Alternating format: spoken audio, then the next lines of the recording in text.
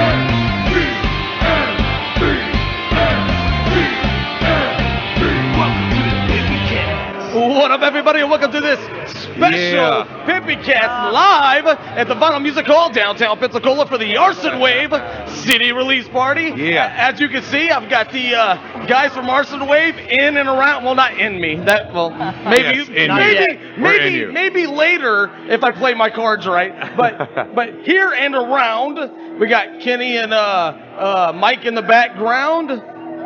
Oh, look at that. He's a sexy motherfucker, that Mike. So anyway, here we are, Vinyl Music Hall, downtown Pensacola, broadcasting live for the Arsonwave CD release party. What can they expect tonight, guys? What do we have going on for them tonight? Man, we got a good lineup. The first 200 people in the door, people are already lined up outside. It's looking pretty good.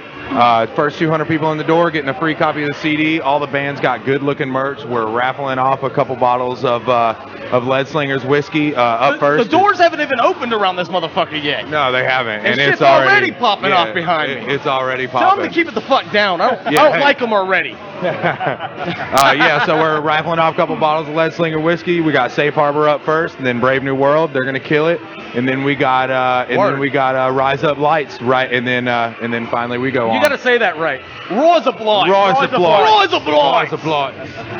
Right. Yeah. So, Adam, what are you bringing to this party? I mean, honestly. I'm just gonna be as loud as I can and try and overpower everyone. Yep. And just make myself look better than everyone else. That, somehow your your short ass has achieved looking taller than me. I'm obviously sitting with bad posture.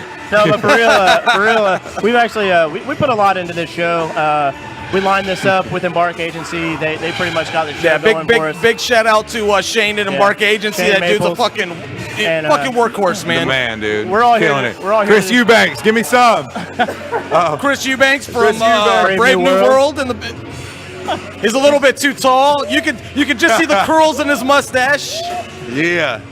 But on a real note, we're all here just to have a good time.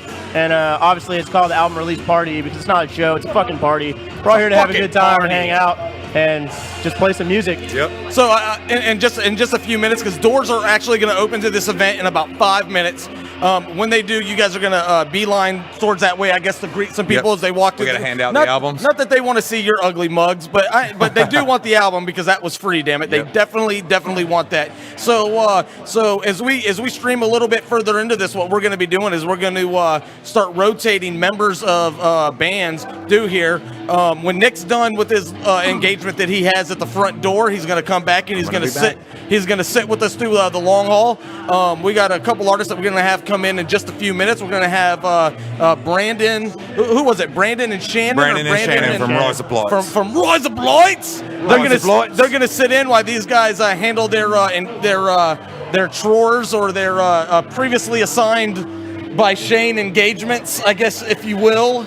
So we got the guys from Rise Up Lights right here off set. They're going to join us in just a few seconds. So really quick, why don't you give them a quick idea of what they can expect from this new fucking album, Embrace Reality.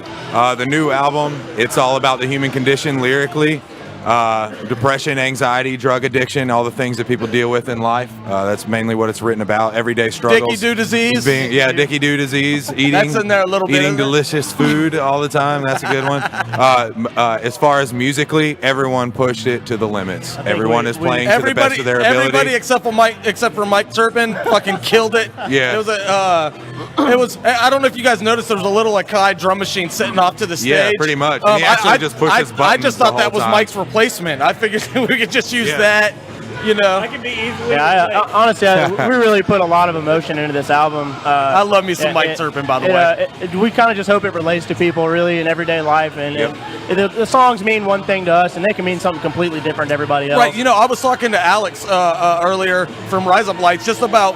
Things are open to interpretation. It's not. Yeah. It's your job to make the music. It's universal language. Exactly. Absolutely. But it's not your job to tell somebody what it's about or how it makes them feel. You know what I'm saying? And that's what's so dynamic about music. If you go into work and you're doing IT or politics or whatever it is, that shit's nothing but fucking facts. Like you're dealing. You know what I mean? When you're dealing with music, you're dealing with raw emotion. You're dealing with soul, and it takes on so many forms and so many different things for so many different people. You know, like some people go to church and they get right. You know, some people listen to music and they get right. Yeah, you know what I mean? Definitely. That's how much of an impact music has on people, and that's why I do this podcast. That's why I do what I do. And I just want to say to both of you guys right now, why I have you on today is because it's bad as fuck. I got the same thing from this album. That's exactly, I never had a conversation with you guys that said, so what is the topic of this album? What is this album going to be about? It can be different to everybody. But you don't have to, because what you said is right. It's the human condition, and I think it comes to great. And talking about Shane from Embark, what they did with the Night Terror video was dead fucking on intensity. It captured that emotion. I mean, we got out of exactly what we wanted. Oh, you kidding me? The color, everything fit exactly what it is that you guys were talking about. Great fucking album, great song, great video. Shane did a great job. Thank you. I look forward to fucking talking to you guys again. I know you keep looking over your shoulder because Shane's brought me over there fucking tapping his fucking wrist. I don't see him.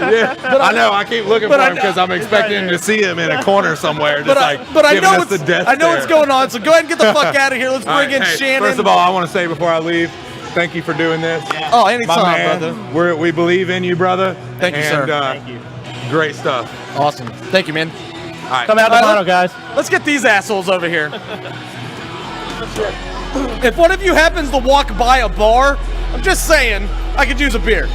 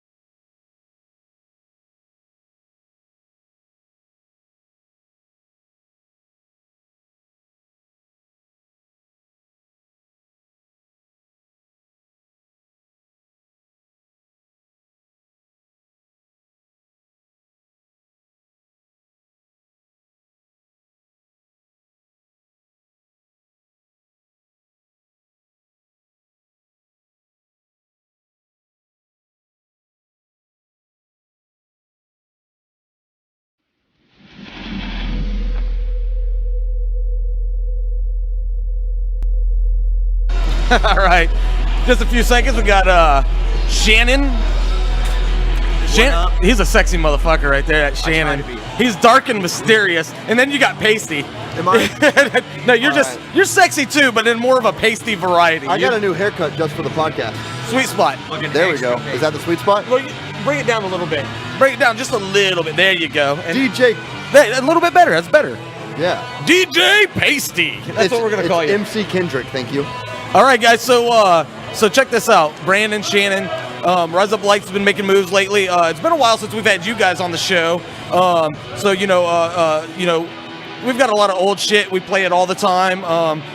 We play a Rise Up Lights at least once every 3 or 4 episodes of Rise Up Lights. That's it? Well, here's the thing. We've been doing a lot of hardcore, post-hardcore, and more like, pop punk type stuff lately. No emo though, right? Well, no, some of them.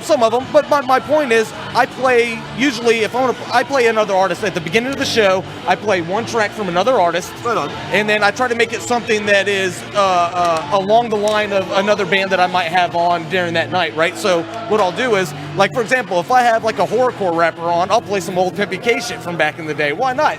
If I can find a reason to fucking be more of an attention whore than I already am, I'm going to take that opportunity. Well, why wouldn't? But when I have them on, what I'll do is, like for example, if I got Arsonwave coming on, then it would make sense to maybe play a Rainey's Revenge song. You know what I mean? Because it all goes together. You got to mix it up. Exactly. It's like a tossed exactly. salad. And let's be honest, if I'm doing a hip hop show, I'm going to get hip hop fans usually watching that episode more than it would be metal fans or anything like that, right? So if I'm having metal or a punk rock band on, the punk rock kids don't like anybody else. So I mean, you got to be very careful with that. Punk rock kids are weird. They're smelly and they're grimy, but they're a lot of fun. But I fucking love them. They're so much fun to drink with. They not. You gotta remember, my co-host is Nicestro, so when it comes to odors, I typically don't smell the average stinky man anymore. I really wish we could give him a bad star. I don't do that anymore, I know, believe it or not. but I just want it. Bring it back. All right. I'll tell you what, before the end of the broadcast tonight, because we're going to be doing this, guys, we're going to go all the way up to our 3-hour limit on Facebook, and then, or at least until the first band plays, and then we're going to stop, and then we're going to come back during the break, and we're going to continue to do this throughout the rest of the show tonight, so it's going to be really dope. But I want to talk about, and maybe I can hear a little something from Brandon, because he's been doing a lot of smiling and agreeing, or not Brandon, but Shannon. I haven't heard him say shit really yet. This is what I'm good at, man. Lean forward just a little bit. Okay, I'm good at leaning Get forward, that too. sweet spot. All right, baby. so you guys just released a new video. Fucking dope. I loved it. I tell you what, there was this moment where you guys had this or multiple moments throughout this video that there's just like this camera shake thing. And I've seen that used before. It's a common After Effects trick. No, that was an earthquake. But hear me out. But the way you guys used it, like, encapsulated the personality and the emotion in the video. I fucking loved it. Because, it was about emotionally unstable people. And whenever the camera would rock, it was like it would exemplify that instability. Does that make any sense to you? Yeah. I mean, I don't want to read into your stuff any more than maybe you do, but that's what I got out of that. We left a lot of it up for people Interpretation. to read into. Right, You absolutely. take away what you want from it, but Andrew did a really good job of showcasing all that stuff. Andrew Johnson is his name, by the way. Now, I will say that at the end of that video, there's a quote. Because the whole video is pretty much about suicide prevention. So Right, get a little bit closer too. Which is something we feel really strongly about. So, given the music we play, the style, the emo-ness, And at the end it says, hope is real, help is real, your story is important, which is completely true in our eyes. Before we continue this conversation, I want everybody to know that I actually bitched at Alex today when I first seen him. I was a little upset that he saved her at the end. It was my vision that she would be dangling at the end, and that would have encapsulated everything that I thought. I misinterpreted it. That was all his idea. That would have triggered a millennial, though. However, listen, I think I did do a good job understanding that the people with the masks had already killed themselves. I'm guessing. Maybe not. Maybe not. We're going to leave that up to you. Right, exactly. And that's fine. Well, I thought maybe that those people were out talking other people into it. Does that make sense? And I'll tell you what we'll do is at some point before the end of the night, we will play that video for our fine viewers, and we will get that shit rolling as well. All right. Shit, dude, it's been a while. You guys were featured, I think, in season 2. OG. OG, man. I mean, it's been, it's definitely been over a year, right? I mean, it's been quite a grip. In May will be 2 years that PMVN has been doing the damn thing. I like to say a year because in that first year we basically shot like one show every 3 months is what it felt like, because we didn't have our shit together, you know what I mean? Now we broadcast, we haven't had a break since June. We've been doing Pimpy Cast once a week nonstop since June, and since then we've taken on the Underground Pub Show and some other with John Schreiber from Randy's Revenge, which is really cool. You know, they stream them live at Coyote Sports Bar every Wednesday. It's really dope. They've got a new season coming up. Let's get into you guys though, because it's been a while. You guys have went through a lineup change more than once. More than once since you know, the drummer for what's that? I just saw him the other night at the Handlebar. Metallica. Yes. You guys had Lars as a drummer at one point, and couldn't keep tempo. No. Well, he doesn't work well with others. He doesn't work well with the band that he's in. He's fucking horrible. But that's not what we're talking about here. So other than the lineup changes, obviously you guys had a new EP you guys just put out. Why don't you tell us a little bit about that? All right, so yeah, we had a bunch of lineup changes. We kicked a bunch of people to the curb, a bunch of people kicked us to the curb, had some bad tryouts, had some really good tryouts, and then we finally decided to keep it in the family and go back to a 4-piece, put Alex back on Git Fiddle. Dude, you know, I didn't even know the motherfucker could play. You know what I'm saying? Like, dude, he actually writes a lot of the stuff, believe it or not. That's what Shannon was telling me earlier. It blew my fucking mind, but that's beautiful. I love it. I mean, listen, I never, you know, thought of him as just, you know, well, no, maybe I did, you know, like, he's just a vocalist. Yeah. And which isn't fair, because, I mean, there's a lot of great bands like... No, he's not just a vocalist. He's also a really short guy. Yes, he's a really short vocalist. That's we've got that covered for sure. A bug. So like, I was going to bring that up as well. So in the video, I noticed a couple things, and I want you guys to talk about this album before you guys jump out of here, because it's a great little EP. I dig the shit out of it. You guys, you know, never sent me a fucking copy or a T-shirt or anything. Come to the merch table. I'll give you a copy tonight. You one. All right. Well, I need one for me, and I need one for the wall of artists. No, I'm just kidding. And one put your one on the wall. I'll burn mine to MP3 and then put that on the wall. How's that sound? Just put it on Pirate Bay. As long as you listen to it, we don't care. The fucking cops run that shit now. I'm pretty sure, man. Probably. They shut all of them down except for the most popular. Really? Come on now. Yeah, with all the seeds and leeches, like. Right, yeah. So the new album we're coming out with, we released Sunny Place for Shady People last year. Great EP for us. Like, it helped us out a lot, got us a lot of good stuff going. And now we're working on a full length. We 2 singles recorded, 1 video done. We're gonna do another music video before we start recording again, and we're gonna tear it up. So we got hopefully it'll be 10, maybe 9, 10 songs full length, all DIY, no record labels, because we don't want to owe anybody any money. That's good. That makes my job easier when you come on my show. Exactly. You know what I'm saying? Like God knows I love him. Hunter from Scream Out Loud. You know, that guy, we love him. Listen, he did everything he could, and you know, we could never clear his copyright, so I ended up having to purge the music from the video. Actually, I ended up just taking the video down, because some people, if they're using copyrighted music or they're not working with me, then I will. Well, Facebook will flag you for that shit. Well, no, fuck Facebook. I'm talking about YouTube, which is way worse for that. They'll do that. Okay. They'll take my fucking channel away if I'm not careful.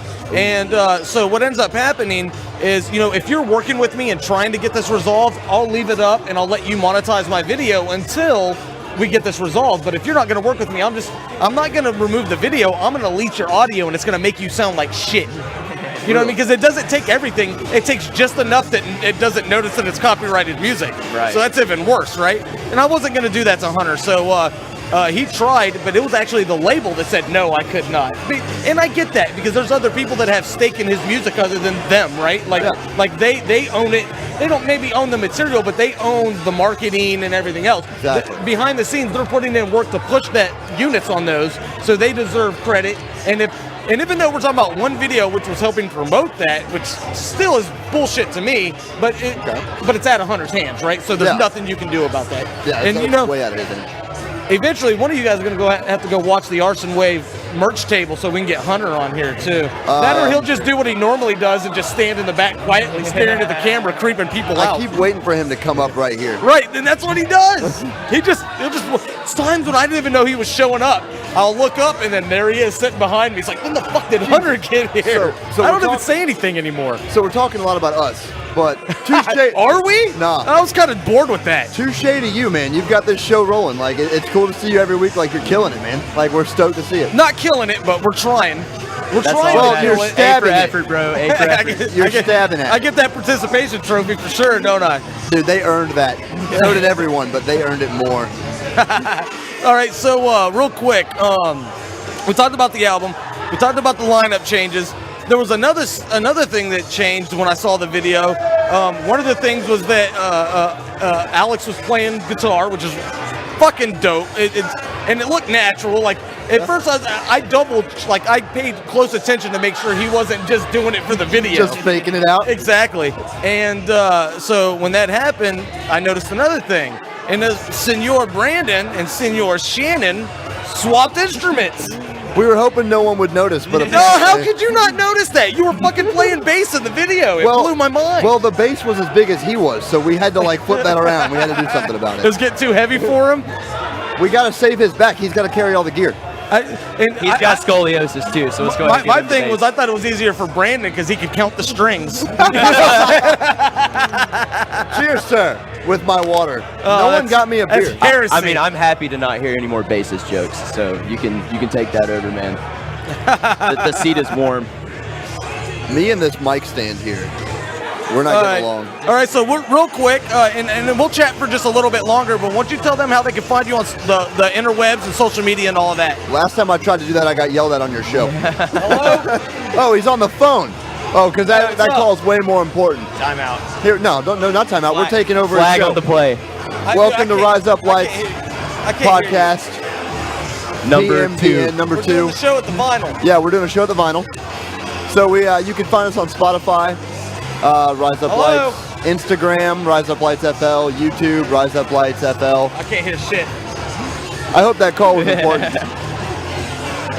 Was it important? It was my co-host, Nicestro. Oh, bad start because he called in the middle of the show too. There's 2 for the show. Well, no. I mean, a lot went on today. It was a way bigger deal than I thought it was going to be. I personally got the idea he didn't really want to do this, but I guess he did. So if he shows up, he can sit in. I mean, it's his show too. If he doesn't show up, that's 3 bad stars. Well, I mean, I'm used to that. When we do these things, whether we're doing live remotes at like Coyote Sports Bar with the Underground Pub Show, or we've taken the Pimpycast music festivals, things like this. When we do that, I'm always the in and out loader. You know what I mean? And it's not because I want to do all the work for myself and I get a kick out of that. It's because I don't like babysitting people. I don't like me and Chris Eubanks from Brave New World were talking about this earlier today. You get to the point where if you have to give people directions, it's not even worth fucking. Like, just fucking never mind. I'll do it myself. It may take me 2-3 hours, but I don't care. I would rather slowly do it myself than have to babysit people while I'm doing it. And that's what it feels like. So, I mean, I went through all of that. All he had to do was not show up. Valid. I say instead of bringing back the bad star, we should keep a tally of like just in the top left corner. Right. There. You should just keep a tally. And How many times you talking about how many times he fucks up? How many? Well, yeah. I mean, every time he fucks up, he gets a You bad kidding star, me? right? By the 3rd episode, you couldn't even see us anymore. It would just be a series of tallies and slashes. Eventually, I would have to start erasing them around our faces so they could at least see who the fuck was talking. You You'd know have what to I'm move saying? your show to Tallahassee. That was a bad tally joke. Absolutely terrible. I don't get it. Tallahassee, Tallahassee. Tallahassee, yes. Get it? Was this a Jameis Winston joke? I don't know where you're going we with keep this. a tally, so you got to move your show to tally. Yeah, that was a bad Jesus, joke. fuck me, right? That was a fucking horrible joke. All right, man. So while I was taking that call from Nicestro, and I feel bad now, but You should. well, it's Alex. He'll find a way to fucking make me not feel bad eventually. So let's do this. Yes. Because I think what we're going to do in just a second is we're going to bring in a couple other people. See, I was promised something. They said, when you do this, I said, look, I can't just get up. I can't gather people. I can't get people together. I can't even go get my own beers because we're doing this broadcast. I said, let's make sure we have all this together. So there's supposed to be somebody here that goes and gets the next bandmate members or whatever it is that's supposed to sit in. You notice I don't have that right now. Do you want us to run for you? No, but I do have Chris and We have Chris and Cameron here from Brave New World. From Brave New World. So won't you guys jump up? Let's bring them in really quick for just a few minutes, because I do believe in just a few minutes this is all going to get started. Yeah. It's 7:15. They've already started letting people in. There's people filling in behind us. Before we go, if we're gonna end out. No, you guys will be back before the end of the night. If in case we don't, legitimately, if you're having a problem with depression, find someone, talk to them, find us, hit us up on Legit social shit. media. Yes. Call someone, talk to somebody. There's always someone you can talk to. There's always someone you can And I talk tell you what, a lot of people have been making fun of this, but Facebook pretty much made it to where if you use the word suicide or anything, They like flag you automatically get a call or something. You Which know is what I'm great. saying? I don't have a problem with it at all. Absolutely. So, No, with that's that being said, that's serious always shit. talk to somebody. Especially when you consider like the suicide rates amongst veterans and things of this nature. It's deplorable. It's usually very small interactions, very small things that can talk these people out of it. All you got to do is give them a little bit of hope, because they feel like they don't have any, and the world's just set up right now to make people think that they're on their own, and it's just you never know what you say what you say to someone can affect them later. Right, Like right. whatever you say, that Good can go and home bad. and take them. Yeah. Good and bad, right? So I hate we got to get serious on you at the last minute, but thank you guys so much. No, Thank absolutely. you That's a for great having us. message, and I have no problem with you spreading that. Cool. Won't you fucking at least say one more thing before, yeah. Goodbye. Here, all right, one more. Grab your drink. See, it's empty. I don't and care. that's water. Here's to all the kisses I've snatched, and vice versa. Bye. Okay. Thank you, Kenny. You guys are welcome.